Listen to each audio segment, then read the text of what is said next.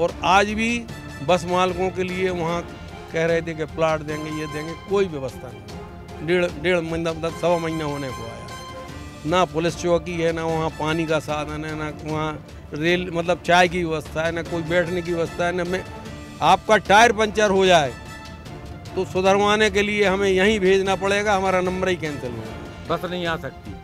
हमारे दुकानदार भाई, हमारे ड्राइवर कंडक्टर जिनकी रोज रोटी चलती है, बेरोजगार होकर खड़े हैं। प्रशासन ने हमारी आज भी कोई खबर नहीं ली। आज पूर्व मंत्री आदरणीय गोपाल भार्गव जी ने हमारे न्याय उचित मांगों के पक्ष में मुख्यमंत्री जी को पत्र लिखा है। बड़ा सवाल, क्या बस स्टैंड पर कोई हरकत हुई हो? आज तक कोई 100 साल के रिकॉर्ड में बता दे, हमारी उम्र तो 70 साल है, 100 साल का शासन रिकॉर्ड निकाल ले कि 100 साल में कोई बस की दुर्घटना यहाँ से लेके यहाँ से जाने में कोई दुर्घटना हुई है क्या? तो आज ऐसी कौन सी आफत आन पड़ी कि आपने ना तो यात्रियों का हित देखा। जहाँ भी बस स्टैंड बनाए जाते हैं तो यात्रियों की सुविधा को दृष्टिगत में रखते हुए बनाए जाते हैं। हम लोग तो बिजनेसमैन हैं, जहाँ भाई बस स्टैंड देगी शासन वहाँ बसें लगाएंगे, लेकिन आप जनता के हित में कार्य करते हो ना, तो जनता का कौन सा हित देखा आपने? ये कौन सा सागर शहर इतना बढ़ गया था तुम्हारा? मानते हैं तो अनिश्चितकालीन हड़ताल है। और स्मार्ट सिटी की आप बात कर रहे हैं, कटरा में नहीं दिख रही इनको स्मार्ट सिटी? यहीं बस स्टैंड का सामने का रोड अगर मैं कहूँगा तो कहेंगे वो बोलते हैं आप। 4 दफ़े पहले बना डामर रोड, फिर तोड़ा, फिर सीमेंट रोड, फिर तोड़ा, फिर डामर रोड, फिर तोड़ा, फिर सीमेंट रोड। ये स्मार्ट सिटी है? कोटा की तरह आईआईटी एवं नीट की तैयारी वो भी आपके अपने शहर सागर में। ग्रंथालय एजुकेशन आईआईटी एवं नीट का सर्वश्रेष्ठ संस्थान, शून्य से शिखर तक ग्रंथालय आपके साथ। पता बालाजी प्राइड बिल्डिंग, बजरिया, रजाखेड़ी, मकरौनिया, सागर। नमस्कार, मैं हूं ब्रह्मदत्त दुबे, आप सागर एक्सप्रेस न्यूज के साथ हैं। इस वक्त हम मध्य प्रदेश के सागर के बस स्टैंड पर हैं। ये पुराना बस स्टैंड है जो बंद कर दिया गया है। एक बड़ा अच्छा शेर है कि जुल्म की कोई परवाज नहीं होती, नेकी से बदी की मुमताज नहीं होती। तो जुल्म करने वाले लोगों को समझ जाओ, ईश्वर की लाठी की आवाज नहीं होती।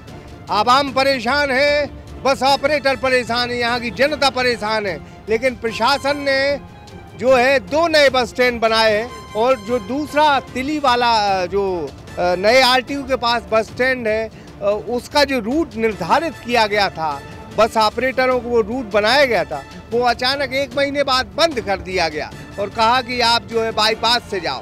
तो निश्चित तौर पर यहाँ की आवाम, यहाँ की जनता, जो यात्री हैं, जो रोजमर्रा यात्रा करते हैं, उनको बेजा तकलीफ हो रही है। हम तो ये फिर कहेंगे कि सागर में स्मार्ट सिटी बनी, और स्मार्ट सिटी के नाम पर आप शहर में सर्वे कर लो, लोग सिर्फ गालियों के अलावा कुछ नहीं देंगे। ये कैसा विकास है और ये कौन कर रहा है ऐसा विकास? कौन ऐसा खाका तैयार कर रहा है? यहाँ के बासिंदों से पूछो, जो यहाँ जिंदगी गुजर बसर करते हैं, उनकी सहूलियत के अनुसार विकास होना चाहिए। उनको आफत में डालकर ये कौन सा विकास हो रहा है मध्य प्रदेश के सागर में? इन तमाम सवालों के बीच में आज हम बस ऑपरेटर के बीच में है। कुछ लोगों से भी बातचीत होगी, लेकिन एक बात बिल्कुल तय है, ना यहाँ के कलेक्टर हैं, ना यहाँ के एसपी हैं। चंद दिनों यहाँ रहेंगे और फरमान जो जारी कर जाएंगे, वहाँ कई दिनों तक यहाँ की आवाम परेशान होगी। निश्चित तौर पर ये परेशानी का सबब है। यहाँ के हुक्मरानों को सोचना चाहिए कि जब एक से ज़्यादा आवाज़ इस शहर से उठ रही हैं, लोग परेशान हो रहे हैं, तो आप एसी से बाहर निकलो, कुर्सी छोड़कर बाहर निकलो और जनता की आवाज़ सुनो। और जो जनता की आवाज़ नहीं सुनता, तो आपने तस्वीरें देखी होंगी, रातों रात सरकारें भी बदल जाती हैं। आज वक्त आपका है, कल वक्त जनता का होगा। तो हम मुखातिब होंगे यहाँ की बस ऑपरेटर से। संतोष पांडे जी थे। भाई साहब, मैंने ये कहा है कि यहाँ के बासिंदे, यहाँ जो रहते हैं, रहवासी हैं, उनके अनुसार विकास होना चाहिए, उन्हीं के अनुसार ये बस स्टैंड बनना चाहिए। ये थोपा हुआ विकास मान रहे हैं क्या है कि थोप दिया हो? ये शासन के आदेश अनुसार पिछले 13/5 को ज़बरदस्ती उनने हाई एकदम बुला के शासन ने युद्ध स्तर पर और स्टैंड शिफ्ट कर दिया, जबकि जनप्रतिनिधियों की राय लेना चाहिए। इसमें हमारे माननीय पूर्व मंत्री गोपाल भार्गव जी ने मुख्यमंत्री जी को लेटर लिखा है, जैसी मुझे जानकारी है। और कई लोगों ने मतलब इसमें दखल दी है। तो हम लोग शासन की मनसानुरूप 13/5 को चले गए बस ऑपरेटर। मगर 1 महीना शासन का सहयोग करने के बाद और आम जनता की परेशानी के लिए जो उन्होंने कहा था कि यहाँ 1/5 की गार्ड देंगे, आज भी वहाँ पुलिस नाम की चीज़ नहीं है। मैं ये कहना चाहूँगा आदरणीय दुबे जी से, पत्रकार महोदय से, कि रात को भगवान ना करे कोई महिला यात्री उतने निकलें और कोई दुर्घटना हो जाए तो उस ऑपरेटर का जिसका टाइमिंग है उसका तो भगवान मालिक। प्रशासन क्या छोड़ेगा? मैं क्वेश्चन करना चाहता हूँ प्रशासन से। प्रशासन तो हाथ खड़ा कर देता है कि हम लोगों की जवाबदारी नहीं है।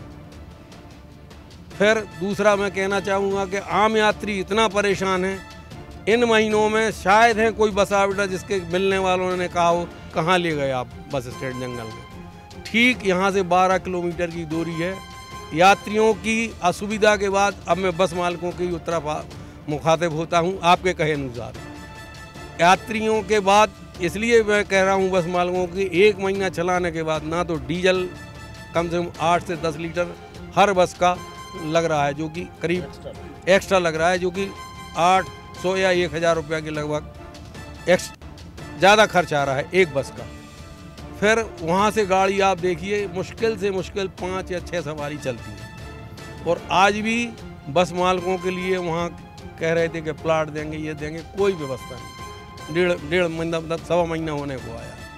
ना पुलिस चौकी है, ना वहाँ पानी का साधन है, ना वहाँ रेल मतलब चाय की व्यवस्था है, ना कोई बैठने की व्यवस्था है। ना मैं आपका टायर पंचर हो जाए तो सुधरवाने के लिए हमें यहीं भेजना पड़ेगा, हमारा नंबर ही कैंसिल हो जाएगा, बस नहीं आ सकती। मतलब ये कुछ ऐसी प्रैक्टिकल बातें हैं जो शासन से हम यही मांग करते हैं कि बस स्टैंड यहीं से चालू कर दिया जाए, जिससे कि आम जनता परेशान नहीं हो। यहाँ से आप रेलवे स्टेशन की दूरी देख लो, यहाँ से आप बुंदेलखंड मेडिकल कॉलेज की देख लो, यहाँ मतलब शिक्षा कॉलेज भी अपने चिकित्सा भी उपलब्ध है, सब चीज़ें उपलब्ध है। और यह रूट 24 घंटा चलता है, ये सबकी मतलब स्थिति अवगत है। तो मैं यात्रियों की तरफ से पुनः शासन से आग्रह करूंगा कि इसी बस स्टैंड से बसों का संचालन कल से शुरू कर दें। हम लोग तैयार हैं, कोई दिक्कत नहीं है। अगर नहीं मानते हैं तो अनिश्चितकालीन हड़ताल है। और स्मार्ट सिटी की आप बात कर रहे हैं, कटरा में नहीं दिख रही इनको स्मार्ट सिटी? यहीं बस स्टैंड का सामने का रोड अगर मैं कहूँगा तो कहेंगे वो बोलते हैं आप। 4 दफ़े पहले बना डामर रोड, फिर तोड़ा, फिर सीमेंट रोड, फिर तोड़ा, फिर डामर रोड, फिर तोड़ा, फिर सीमेंट रोड। ये स्मार्ट सिटी है कि लूट सिटी हो रही है? बुंदेलखंड में एक कहावत है कि कपड़ा न लगता और बीच में सोना। तो ये हम इसलिए कह रहे हैं कि ये शहर जो है भौगोलिक स्थिति इसकी ऐसी नहीं है कि इसको इंदौर माफिक बना लो या भोपाल माफिक। पहले शहर विकास, पहले लोगों को रोजगार मिलना चाहिए, पहले लोगों की ज़रूरतें पूरी होना चाहिए, फिर ऐसा विकास होना चाहिए। इस भौगोलिक दृष्टिकोण में ये बस स्टैंड 50, 60, 70 साल से संचालित है और अचानक गोपाल भार्गव ने ये पत्र लिखा है। और भार्गव ने अपनी ही सरकार के कुछ नेताओं पर जो है उंगली उठाई है। उन्होंने पत्र की लाइन में लिखा है कि कुछ रसूखों की महंगी ज़मीनें वहाँ बस स्टैंड के आजू बाजू है, इसलिए वो बस स्टैंड वहाँ शिफ्ट किया गया। ये हम नहीं कह रहे, ये गोपाल भार्गव ने आरोप लगाया। और हम लोगों से बात करेंगे। भाई साहब, ये जो मतलब नया बस स्टैंड है, तकलीफें सारी बता दी, अनिश्चितकालीन हड़ताल है, अभी तक प्रशासन ने कुछ बातचीत की है आप लोगों से? प्रशासन ने 13/5 से लेके आज तक हमारी सुध नहीं ली कि हम किस हालत में अपने व्यापार का संचालन कर रहे हैं। हमें आपने वहां भेजा, आपने आके हमारी परेशानी नहीं सुनी। 1 महीने में ऑपरेटर को बुला के नहीं पूछा कि आपको क्या असुविधा हो रही है। आज हम 2 दिन से हड़ताल पे हैं, 2 दिन से हमारे वाहन बंद हैं। हमारे दुकानदार भाई, हमारे ड्राइवर कंडक्टर जिनकी रोज रोटी चलती है, बेरोजगार होकर खड़े हैं। प्रशासन ने हमारी आज भी कोई खबर नहीं ली। आज पूर्व मंत्री आदरणीय गोपाल भार्गव जी ने हमारे न्याय उचित मांगों के पक्ष में मुख्यमंत्री जी को पत्र लिखा है। हमारी सिर्फ एक ही मांग है, हमारी दूसरी कोई मांग नहीं है कि हम पुराने ही बस स्टैंड से बसों का संचालन करेंगे। बस अन्यथा हम अनिश्चितकालीन हड़ताल पे हैं। अनिश्चितकालीन हड़ताल पे हैं। हाँ। आप तो शहर की पब्लिक से सर्वे करा लो, पूछ लो क्या चाहती है पब्लिक। हम लोग तो बस ऑपरेटर तो चाहेंगे, आप तो शहर की जनता से आप इसका सर्वे करा के पता कर सकते हैं। एक कहावत है कि 4 आने की मुर्गी और 12 आने का मसाला। अगर आपको सफर करना है बंडा और रेहली, तो साहब बस में जो किराया लगता है उससे ज़्यादा तो आपका ऑटो और जो है रिक्शे में किराया लग जाएगा। तो बड़ी गजब विकास की संकल्पना लिखी है। हम प्रणाम करते हैं और सरकार के चलन स्पर्श करते हैं, प्रशासन के चलन स्पर्श करते हैं कैसे विकास होना चाहिए। जी, ये जो स्मार्ट सिटी के नाम पे विकास की बातें हो रही हैं, तो कौन सा आपने विकास किया? आप भोपाल राजधानी हैं, प्रदेश की भोपाल राजधानी है, वहाँ पे बस स्टैंड कहाँ पे है? नादरा बस स्टैंड पुराना। बिल्कुल। उसके बाद में हलालपुरा स्टैंड उन्होंने बनाया, वो कहाँ? बस्ती के अंदर। उसके बाद IBST जो बस स्टैंड बना है रेलवे स्टेशन के सामने, वो बस्ती के अंदर। जबलपुर में आप ले लो, जबलपुर में पहले 20 सिटी में था, फिर दमोह नाका पे आया, दमोह नाका से उनने पब्लिक बढ़ी तो उस हिसाब से दीनदयाल नगर में बनाया, वो भी पब्लिक की 20 सिटी में। तो महानगर हैं, राजधानी है प्रदेश की। इंदौर ले लो, इंदौर का सरवटे स्टैंड, ये सारे स्टैंड ले लो। गंगवाल बस स्टैंड पिछले 40 वर्ष से चालू है, गंगवाल बस स्टैंड, और आज भी चालू है इंदौर का। तो सागर में ऐसा कौन सा विकास हो गया था और ऐसा कौन सी अव्यवस्था हो गई थी कि सागर की जनता को आपने 12 किलोमीटर दूर जंगली एरिया में पटक दिया? विकास कर रहे हैं, कौन सा विकास कर रही है शासन? राजनेताओं ने सोचा क्या अधिकारियों ने सोचा? ऐसी सागर की कौन सी आबादी बढ़ गई थी, वो कौन सा ऐसा विकास हो गया था कि 100 साल पुराना बस स्टैंड, उनकी यातायात को दुर्घटनाएं ना हो। 100 साल से ये बस स्टैंड चल रहा है, कोई रिकॉर्ड बता दे कि 100 साल के पीरियड में कोई बस से यहाँ से निकलने में किसी सिंगल दुर्घटना हुई हो? ये बड़ा सवाल। क्या बस स्टैंड पर कोई हरकत हुई हो? आज तक कोई 100 साल के रिकॉर्ड में बता दे। हमारी उम्र तो 70 साल है, 100 साल का शासन रिकॉर्ड निकाल ले कि 100 साल में कोई बस की दुर्घटना यहाँ से लेके यहाँ से जाने में कोई दुर्घटना हुई है क्या? तो आज ऐसी कौन सी आफत आन पड़ी कि आपने ना तो यात्रियों का हित देखा। जहाँ भी बस स्टैंड बनाए जाते हैं तो यात्रियों की सुविधा को दृष्टिगत में रखते हुए बनाए जाते हैं। हम लोग तो बिजनेसमैन हैं, जहाँ भाई बस स्टैंड देगी शासन वहाँ बसें लगाएंगे। लेकिन आप जनता के हित में कार्य करते हो ना, तो जनता का कौन सा हित देखा आपने? ये कौन सा सागर शहर इतना बढ़ गया था तुम्हारा? कौन सा आपका सागर शहर इतना बढ़ गया था कि ऐसी विपदा आ गई कि आपने 12 किलोमीटर दूर आबादी विहीन इलाके में और आपने बस स्टैंड बना दिया कि वहाँ जाइए। और उसके बाद में जब 13 से शुरू किया था तो बाहर से रूट बनाए थे उनने कि बहरिया तरह से बाईपास से बमोरी चौराहा गाड़ी जाएगी, वहीं से पीछे से पथरिया होती हुई वहाँ चली जाएगी, वहीं से वापस आ जाएगी। तो हम लोगों ने कह दिया था कि आप तो 100 साल भी लगे रहोगे तो ये संभव नहीं है। तो बीच का रास्ता निकाल के उन्होंने कहा चलो भाई फिलहाल अभी आप सिविल लाइन से शुरू कर लो। कलेक्टर का अफलातूनी आदेश आया, तत्काल प्रभाव से लागू। ये सारी बसें चारों तरफ की बाहर से जाएंगी और बाहर आएंगी, और यदि उसका पालन नहीं करते तो आप लोगों के खिलाफ कानूनी कार्रवाई की जाएगी। तो 12 तारीख को हम लोगों ने बैठक की, रात में 11-12 बजे तक। सब बोले कि ये तो संभव नहीं है। वैसे ही 1 महीने से बस ऑपरेटर घाटे में चल रहा है। जब से वो बस स्टैंड शुरू हुआ है निरंतर 1 महीने से घाटे में चल रहा है। और जब 1 महीना घाटे में व्यवसाय चल गया तो आदमी कहाँ तक घाटे में चलाएगा? उसको तो बंद होने की स्थिति आ ही जाती। यात्री अलग परेशान है, जनता परेशान है। आज क्या ऐसी परेशानी शासन को हुई कि 1 मई से हमारे स्टैंड को वहाँ शिफ्ट कर दिया गया? ये बात आज तक समझ में नहीं आई। आज स्टैंड यहाँ था, यहाँ से रेलवे स्टेशन की आप दूरी देख लीजिए। 12 रुपये 15 रुपये में कोई भी पैसेंजर, एक व्यक्ति स्टेशन पहुँच जाता था।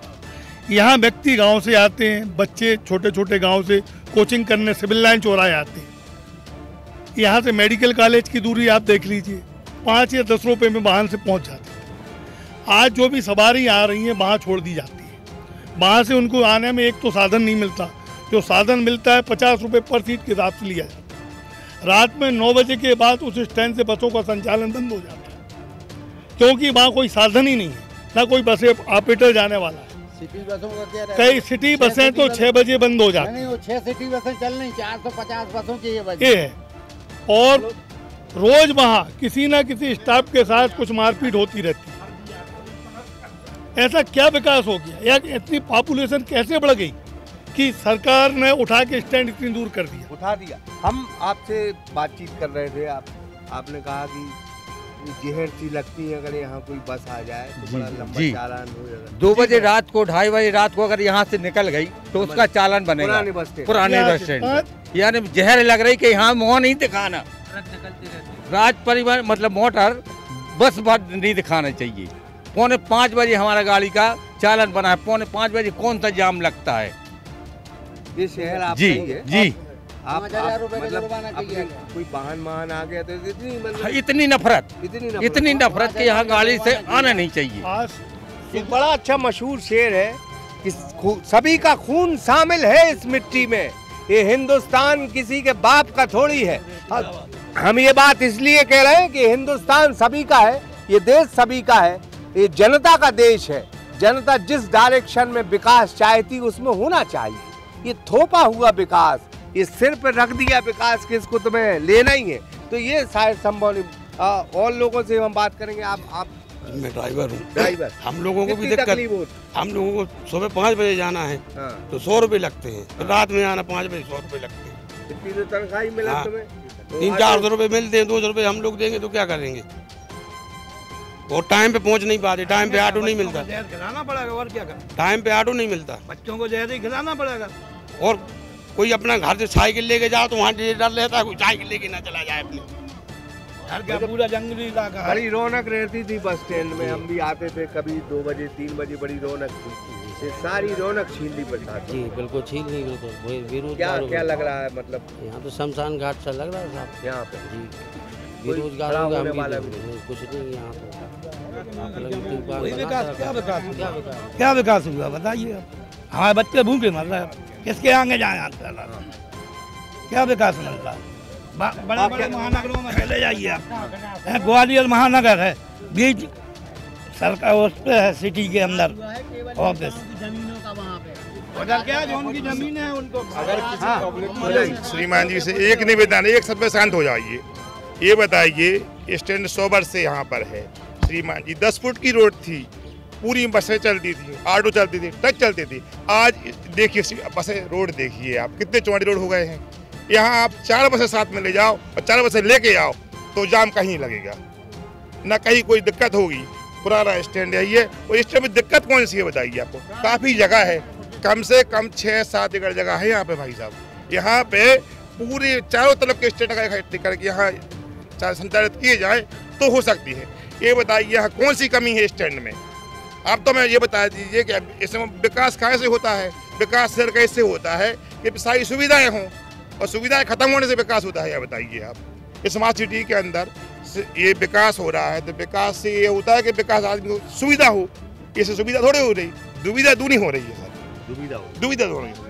लग रहा है पहले अगर एसपी थे सचिन अतुलकर जी, यहाँ अभी वर्तमान में जो कलेक्टर साहब हैं दीपक आर्या जी, उन्होंने एक दिन इधर जाम देखा तो उन्होंने इस बस स्टैंड को हम लोगों की मीटिंग बुलाई, तो उनका ये कहना बार बार था कि इधर जाम लगता है। तो हम लोगों ने उनसे ये निवेदन किया कि सर, एसपी साहब जो अतुलकर जी थे, उनने संगीत विद्यालय के बाजू से वो जो रोड है उस पे से आने वाली बसों को कर दिया था और ऐसे खाली होकर इधर आती थी, जाने वाली इधर से, तो कभी जाम नहीं लगा।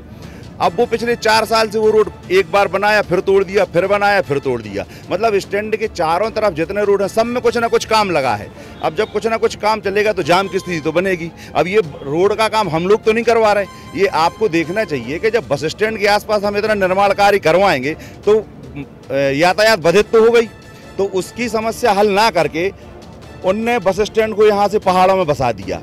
एक बात, हम लोगों को जब मीटिंग में बुलाया तो उनका स्पष्ट कहना था कि हमें हमारी सिटी बस सक्सेस करना है, कुछ भी हो हमें हमारी सिटी बस सक्सेस करना है, इसके लिए बस स्टैंड को उधर भेजा। उनने स्पष्ट बोला था कि कुछ भी करना पड़े हमें हमारी सिटी बस सक्सेस करना है। तो सिटी बस चलाने के लिए आप 15 बसों के लिए आप 450 बसों को दाव पे लगा रहे हो, 50,000 लोगों का रोजगार छीन रहे हो, इतने सारे यात्री परेशान हो रहे हैं। मतलब आपको अपनी सिटी बस चलाना है तो ये ध्यान में नहीं रखना है कि जो आसपास के गांव से लोग आ रहे हैं उनकी क्या सुविधा है, वो परेशान होंगे। नहीं, सिटी बस चलना चाहिए उनकी। उनका सिर्फ ये ही कहना है हमारी सिटी बस सक्सेस होना चाहिए। हमारा 12 साल का प्रोजेक्ट है जो पेंडिंग है, हमें वो चलाना है। मतलब ये सिटी बस के तो सिटी बस की चक्कर में सब लोग परेशान हैं। परसों के दिन 300 रुपये लगे टायर ले आने के, यहाँ पे 150 आने के 150 जाने की, वो 50 रुपये में टायर बन गया तो टाइमिंग फेल हो गई। वो तो ऐसे ऑटो में रख के ले आया टायर इधर तक 150 रुपया में, और 150 रुपया में ले गए। आप जल्दी कर रहे हैं? मैं स्टूडेंट हूँ। स्टूडेंट, कितनी तकलीफ हो रही है? तकलीफ तो ऐसा है कि अब जो जनता रहती है, अब जो ही जनता गांव से आ रही है, अब पैसा तो इतना होता नहीं है लोगों के पास, है ना। अब वहाँ से मान लो कर्रापुर से आना है, यहाँ पर आया 10 रुपये लगना है ना, पर यहाँ से वहाँ पे जाएगा, फिर यहाँ से इधर आएगा तो 100 रुपये लगना है। तो उस चीज़ को कैसे फेस करेगा? और दूसरी क्या है, जो ट्रैफिक की बात हो रही है भाई, इतने लंबे चौड़े तो रूट हुए हैं, पहले छोटे रूट होते तब इतने ट्रैफिक नहीं, मतलब जाम नहीं लगता था। और सबसे बड़ी चीज़ ये है कि मैं इंदौर में भी रहा हूँ, भोपाल में भी रहा हूँ, मैं स्टूडेंट रहा हूँ, मतलब PSC की तैयारी कर रहा था, तो मैं उस समय इंदौर में रहता था।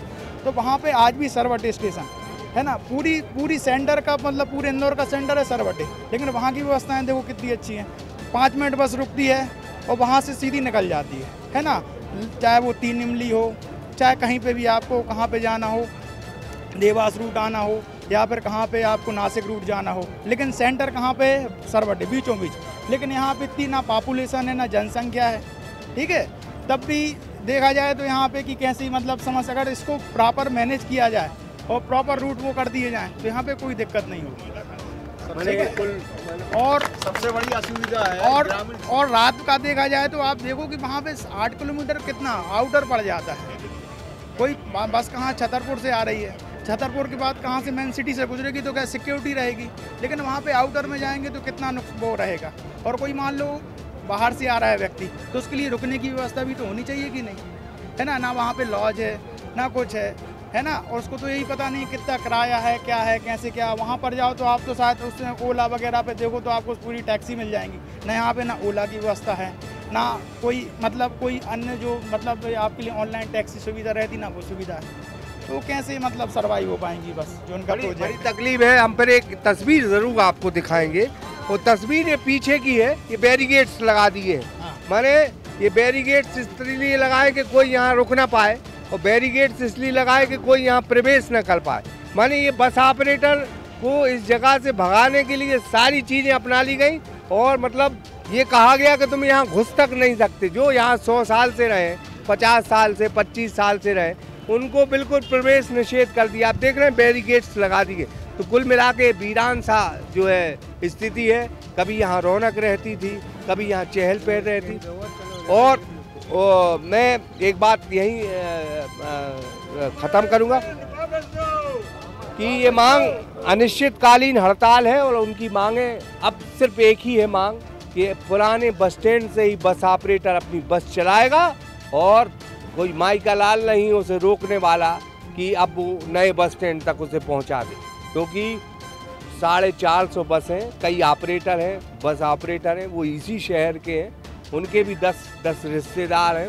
इसलिए जो नेता हैं, जो चुनाव लड़ते हैं, थोड़ी उनसे भी डरें, क्योंकि इनका भी वोट बैंक है, इनकी भी अच्छी धाक है। इसलिए सारी चीज़ें सोच कर चलें। फिलहाल हम ट्रैफिक के बारे में आपको एक तस्वीर ज़रूर बताएंगे कि एलिवेटेड कॉरिडोर बना, तो कोतवाली में जो ट्रैफिक बढ़ा है वो घटा नहीं, बल्कि ट्रैफिक बढ़ गया। तो ऐसा कैसा विकास है कि आप एलिवेटेड कॉरिडोर बनाते हो और ट्रैफिक बढ़ जाता है? तो इस तरह से जब आप विकास कर रहे हो तो जनता को इस स्मार्ट सिटी पर भरोसा नहीं। कभी यहाँ एक बिजली कंपनी आई थी, जनता ने उसको भगा दिया था। ऐसा ना हो कि यही तानाशाही रवैया स्मार्ट सिटी का हो, और सागर की जनता जब सड़कों पर निकले तो इस स्मार्ट सिटी को ही भगा दे। ब्रह्मदत्त दुबे, सागर एक्सप्रेस न्यूज़, सागर। कोटा की तरह आईआईटी एवं नीट की तैयारी वो भी आपके अपने शहर सागर में। ग्रंथालय एजुकेशन आईआईटी एवं नीट का सर्वश्रेष्ठ संस्थान, शून्य से शिखर तक ग्रंथालय आपके साथ। पता बालाजी प्राइड बिल्डिंग, बजरिया, रजाखेड़ी, मकरौनिया, सागर।